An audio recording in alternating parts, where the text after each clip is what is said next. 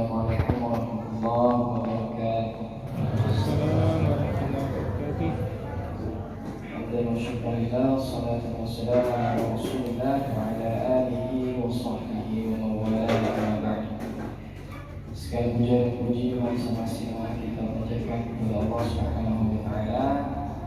Alhamdulillah, pada hari ini Allah masih mengizinkan kita untuk melaksanakan salah satu ibadah utama daripada bulan Ramadan, yakni insyaallah sebentar lagi kita laksanakan, yakni ibadah salat tarawih. Kita sudah satu langkah menuju akhir dari sebuah hadis yang disebutkan oleh Rasulullah SAW. Man qama Ramadhana imanan wa ihtisaban ghufira lahu ma taqaddama min dhanbihi. Barang siapa yang melaksanakan qiyam Ramadan, ibadah salat malam ataupun menghidupkan malam, disebutkan di sini oleh para ulama, salah satu yang paling besar mendekati daripada makna ini adalah salat tarawih, yang menghidupkan malam di bulan Ramadannya ini dengan salat-salat tarawih atau salat-salat sunnah, maka Allah akan memberikan ampunan kepadanya, baik dosa yang lalu maupun dosa yang akan datang. Artinya kita alhamdulillah sebentar lagi melaksanakan sholat tarawih, kemudian tinggal kita menguatkan iman wa ihtisaban kita saja. Iman kita dan benar-benar mengharapkan keridhaan daripada Allah Subhanahu wa taala, maka insyaallah kalau kita konsisten, kita istiqomah sampai nanti akhir Ramadan, insyaallah Allah akan memberikan predikat kepada kita sebagai orang yang diampuni dosa. Insyaallah. Maka alhamdulillah ala kulli hal, bersama-sama kita memuji Allah atas segala limpahan rahmatnya pada malam hari ini. Allah masih mengizinkan kita untuk melaksanakan sholat isya dan insyaallah sebentar lagi melaksanakan sholat tarawih secara berjamaah. Kemudian salat dan salam mari sama-sama kita sanjung sajikan kepada Nabi kita yang mulia, Nabi Muhammad sallallahu alaihi wasallam. Semoga juga kita curahkan kepada para keluarga, para sahabat, dan juga kepada para umatnya yang setia hingga akhir zaman. Jemaah sekalian yang Allah muliakan, pada kesempatan yang singkat ini saya cuma ingin menjawab sebuah pertanyaan yang sering muncul. Mungkin ini Bapak Ibu sekalian sudah pernah mendengar pertanyaannya dan mungkin juga sudah pernah mendengar jawabannya, yakni berkaitan dengan pertanyaan apakah kita wajib menghafalkan Al-Quran. Bapak Ibu sekalian yang Allah muliakan, kita ketahui bahwa Al-Quran di bulan Ramadan memiliki kedudukan yang mulia. Bahkan disebutkan bahwa Ramadan ini adalah Syahrul Quran, bulan Al-Quran, di mana bahwa kedudukan Al-Quran ini begitu sangat tinggi, dimuliakan oleh Allah di bulan Ramadan. Kalau Rasulullah itu sering Jibril datang pada setiap malam bulan Ramadan itu, datang bersama Rasulullah kepada Rasulullah, kemudian melaksanakan simaan, saling simak. Jadi Jibril membacakan ayat Al-Quran, kemudian nanti bergantian dengan Rasulullah. Rasulullah juga membacakan ayat Al-Quran. Bahkan memang disebutkan lebih dominan Rasulullah membaca Al-Quran di depan Jibril. Tujuannya salah satunya disebutkan oleh para ulama adalah untuk membenarkan bacaan serta menyusun daripada Al-Quran, bahwa disebutkan ketika bulan Ramadan itu Jibril dan Rasulullah duduk berdua. Rasulullah membacakan, kemudian Jibril mengatur kalau ayat ini letaknya di sini, ayat ini letaknya di sini, ayat ini letaknya di sini, sampai seterusnya, sehingga jadilah Al-Quran kita ini 30 juz dengan tertib yang memang benar-benar daripada Allah Subhanahu wa taala. Kemudian juga kita lihat bagaimana para sahabat dan juga para tabi'in, ulama-ulama kita terdahulu, begitu menjadikan Al-Quran ini menjadikan bulan Ramadan ini sebagai bulan Al-Quran, kadar interaksi dengan Al-Qurannya itu ditingkatkan. Kita ketahui bahwa kalau seandainya Utsman bin Affan itu setiap malam bulan Ramadan, setiap rakaat sholat malamnya itu khatam Al-Quran, ya, setiap rakaatnya. Kemudian disebutkan juga seperti Ubay bin Ka'ab itu 8 hari sudah khatam Al-Quran. Kemudian banyak sekali yang lainnya seperti Abu Qatadah, kemudian Mujahid, ya, para ulama tabi'in itu 2 hari 3 hari sudah khatam Al-Quran. Bahkan imam kita dalam imam madhab kita, Imam Syafi'i, disebutkan dalam bulan Ramadan itu 60 kali khatam Al-Quran. Nah, pertanyaannya apakah kita sanggup demikian? Rasa-rasanya memang sangat mustahil. Mustahil kita ini bisa seperti para sahabat dan para tabi'in ataupun ulama kita. Kenapa? Yang pertama, alasannya karena iman kita berbeda. Kalau sahabat itu, ya, para ulama kita terdahulu itu memang imannya luar biasa tingginya, kuatnya, kokohnya. Kalau kita ini, ya, jauh sekali tinggal, ya. Disebutkan memang iman ini naik turun. Tetapi kalau kita ini di akhir zaman bukan naik turun lagi, tapi ada tidak ada. Kadang-kadang ada, kadang-kadang nggak ada. Nah, jadi memang jauh sekali kualitas iman kita dengan para sahabat, para tabi'in dan ulama terdahulu. Kemudian yang kedua, mengapa para orang-orang saleh terdahulu itu mampu begitu kuat interaksinya dengan Al-Quran? Karena mereka membacanya itu sudah dengan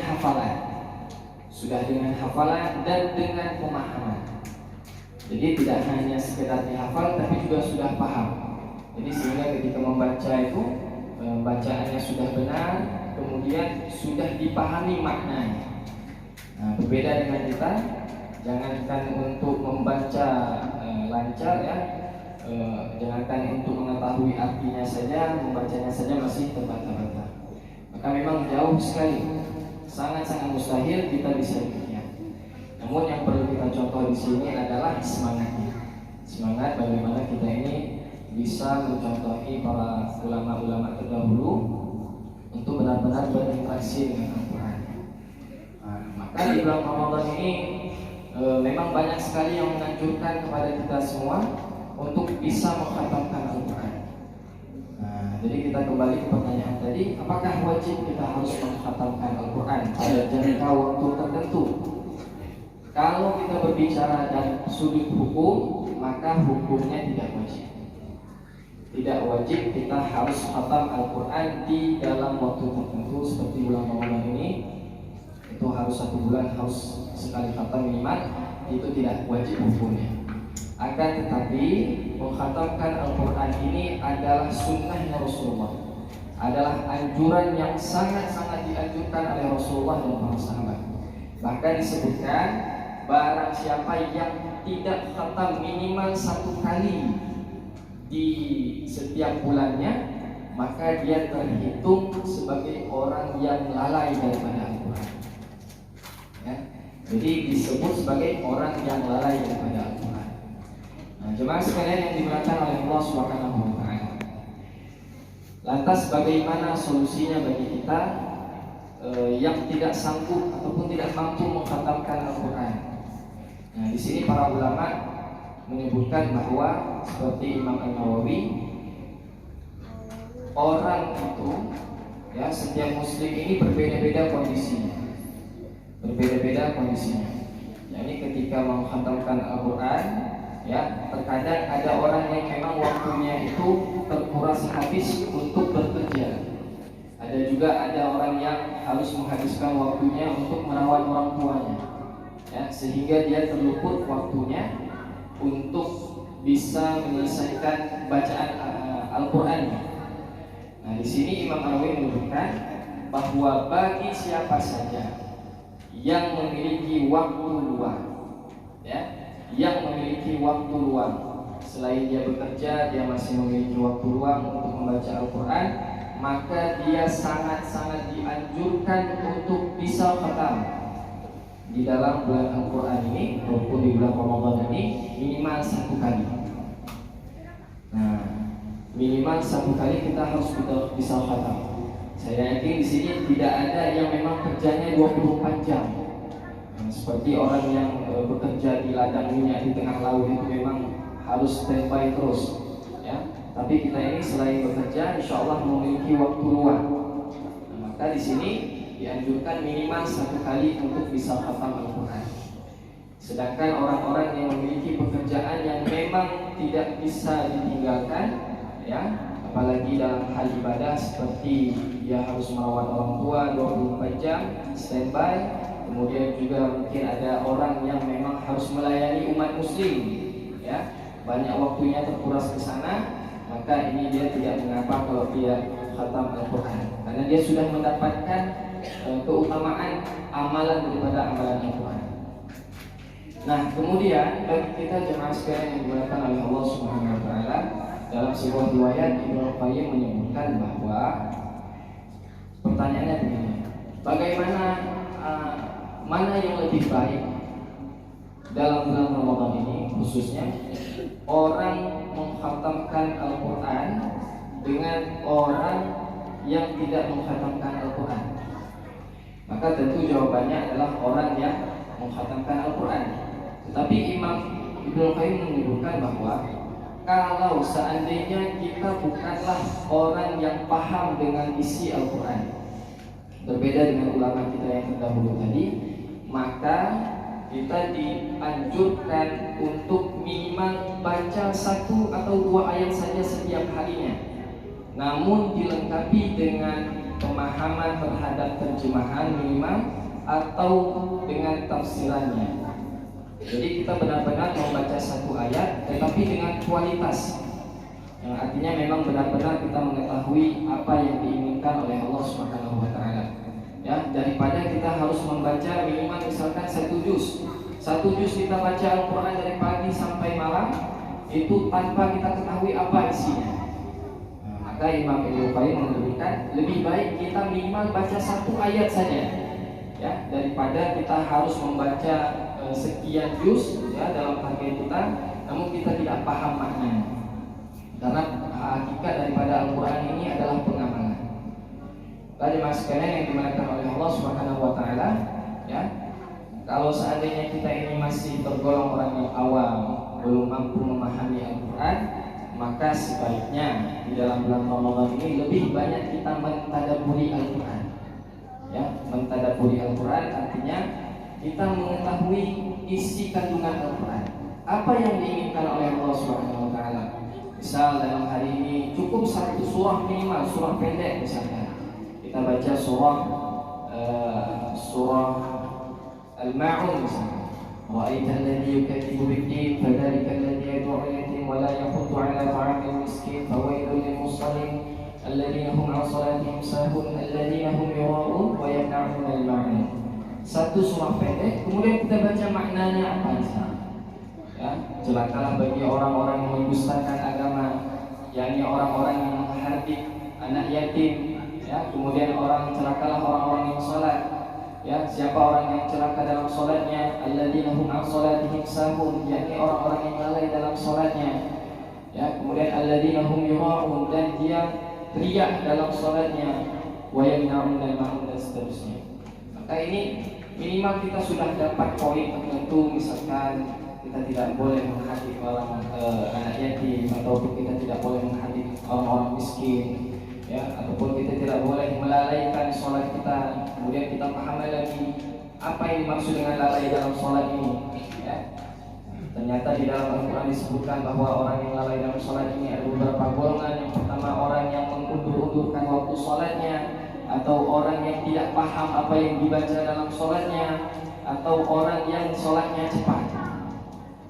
Maka ini 1 buah poin yang besar. Minimal sudah dapat insyaallah kebaikan untuk kita yang bisa kita amalkan, daripada harus kita membaca Al-Quran, ya, minimal 1 juz misalkan, terus kita baca tanpa kita ketahui maknanya. Bahkan yang sedihnya lagi, bacaan kita itu masih sangat-sangat tidak layak, ataupun masih sangat-sangat buruk. Perlu sekali adanya perbaikan-perbaikan. Ya, maka ini yang harus kita perhatikan berkenaan dengan membaca Al-Quran ataupun tilawah di dalam Al-Quran. Jadi intinya tetap kita membaca Al-Quran, tilawah, tetapi diutamakan untuk mentadabburi Al-Quran. Ya, kalaupun memang ada target setiap harinya harus sekian juz ataupun sekian halaman, maka bacanya dengan perlahan-lahan. Ya, jangan terlalu cepat, ya, sehingga ditakutkan nanti akan bergabung huruf di sana.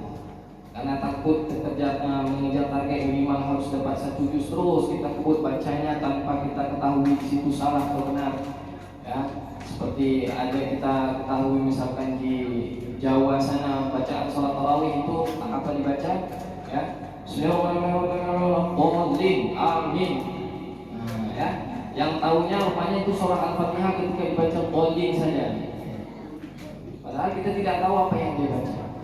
Ini sangat-sangat dilarang oleh para ulama. Kita jemaah sekalian yang dimuliakan oleh Allah Subhanahu wa taala, mari kita jadikan bulan Ramadan ini sebagai momen untuk memperbaiki hubungan kita dengan Al-Qur'an, khususnya untuk mentadabburi Al-Qur'an.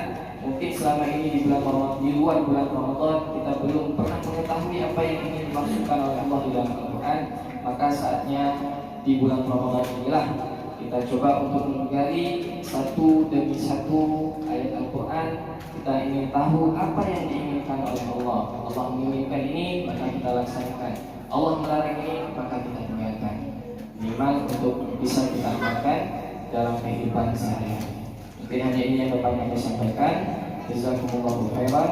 Subhanallah wa bihamdika, asyhadu an la ilaha illa anta, astaghfiruka wa atubu ilaik. Assalamualaikum warahmatullahi wabarakatuh.